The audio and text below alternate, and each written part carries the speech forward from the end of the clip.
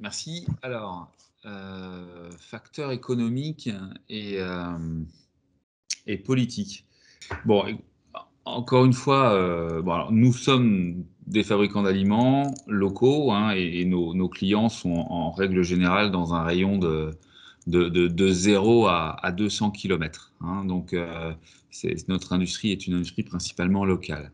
Nous utilisons, selon les zones où nous sommes, les matières premières agricoles produites localement chez nous. Je parle essentiellement des céréales et ensuite nous allons des issues et des céréales, et puis après nous allons utiliser en priorité les coproduits de l'agroalimentaire français, pulpe de betterave, et ensuite, bien entendu, les coproduits de la trituration, la partie protéine qui nous intéresse principalement. Cette partie protéine pouvant être française euh, ou d'import. Euh, et nous avons des éleveurs qui sont soumis aux prix mondiaux. Ça, c'est clair. Le prix de la viande, le prix du lait c'est une compétition mondiale.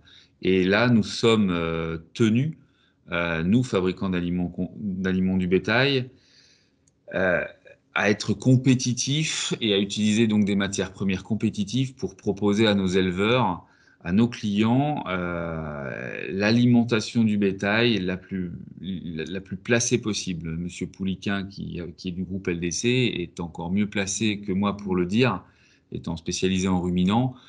Ça se joue à quelques centimes, le prix de revient de la formule pour après avoir un indice de consommation très, très performant. Euh,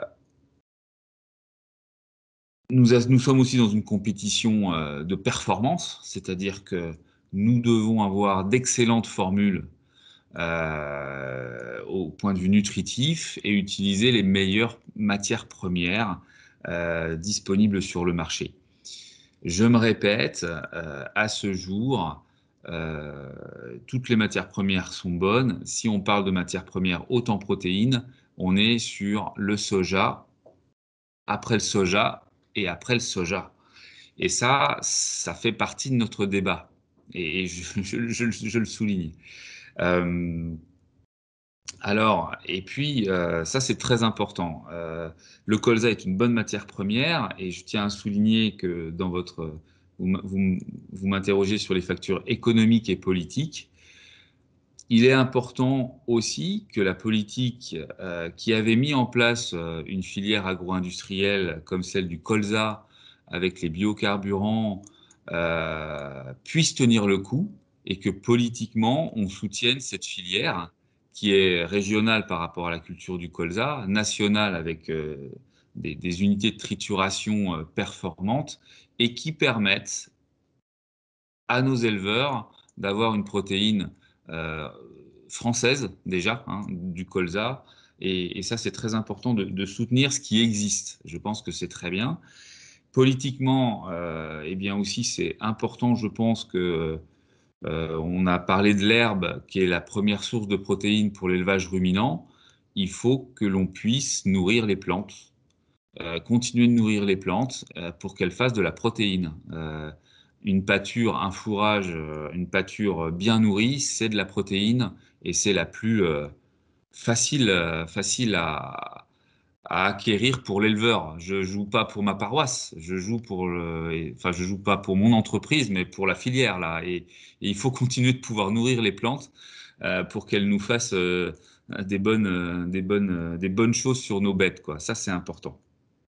Euh, Ensuite, nous, fabricants d'aliments composés, euh, on peut soutenir des, des- des- des initiatives locales. On n'est pas du tout pour opposer les systèmes, bien entendu, mais encore une fois, on a besoin de disponibilité, de volume et d'un marché.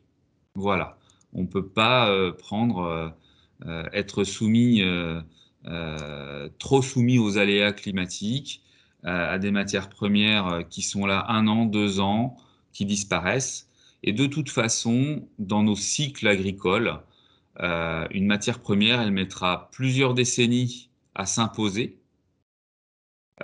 C'est très long, mais c'est très bien comme ça, ou à disparaître. Donc, il faut, je pense, quand même voir ce qu'il existe aujourd'hui dans nos campagnes, colza, soja, tournesol, qui sont des bonnes matières premières mondiales et qui puissent participer au développement, à leur disponibilité dans la région.